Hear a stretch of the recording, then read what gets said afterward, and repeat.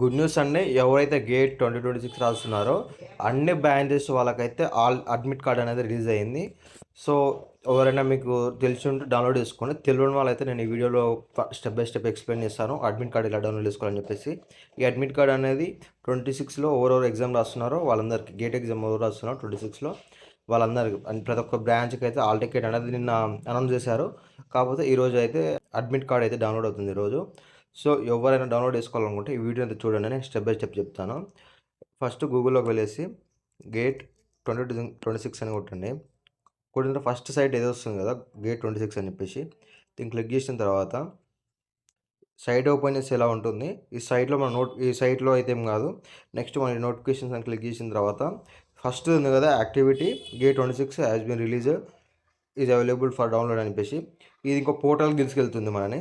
So మనం దీనిపైన tab చేసి ఇక్కడ మన ఎన్రోల్మెంట్ నెంబర్ అలాగే మన పాస్వర్డ్ కొట్టాలి. ఎన్రోల్మెంట్ నెంబర్ ఎక్కడ ఉంటుందంటే మనం అప్లై చేసినప్పుడు అప్లికేషన్తో పాటు మనకి మెయిల్కి అయితే వస్తుంది ఎన్రోల్మెంట్ నెంబర్.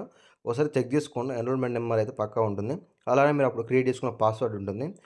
మీ మెయిల్కి ఏదైతే ఎన్రోల్మెంట్ నెంబర్ వచ్చిందో ఆ నెంబర్ ఇక్కడ టైప్ చేసి తర్వాత ఏదైతే పాస్వర్డ్ మీరు పెట్టుకున్నారో ఆ పాస్వర్డ్ని అయితే ఇక్కడ టైప్ చేయండి. ఎన్రోల్మెంట్ ఐడి అయితే మనకు డైరెక్ట్ మెయిల్కి వస్తుంది. ఎవరైతే పాస్వర్డ్ మర్చిపోతారో, పాస్వర్డ్ మర్చిపోయిన వాళ్ళకైతే ఇక్కడ ఫర్గెట్ క్రెడెన్షియల్స్ అని కొడితే మనకైతే పాస్వర్డ్ క్రియేట్ చేసుకొని ఫ్రెష్ న్యూ పాస్వర్డ్. సో ఇక్కడ ఫర్గెట్ అని కొట్టేస్తే మనకైతే మెయిల్కి మళ్ళీ ఇంకో క్రియేట్ చేసుకొని మెయిల్కి వస్తుంది. సో ఎవరైనా మర్చిపోయి ఉంటే వాళ్ళకైతే ఇది యూజ్ అవుతుంది. నేనైతే ఒక అడ్మిట్ కార్డ్ డౌన్లోడ్ చేస్తున్నాను. ఈ ఎన్రోల్మెంట్ ఐడితోని అలానే పాస్వర్డ్తోని ఎలా డౌన్లోడ్ అవుతుందో ఒకసారి చూడండి.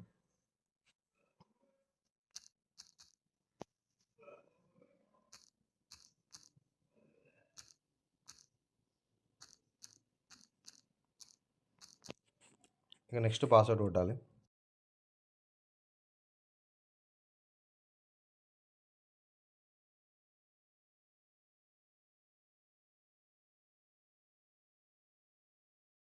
నెక్స్ట్ పాస్వర్డ్ కొట్టిన తర్వాత ఇంకొకటి మనకి ఆటోమేటిక్ ఎక్స్ప్రెషన్ అడుగుతుంది.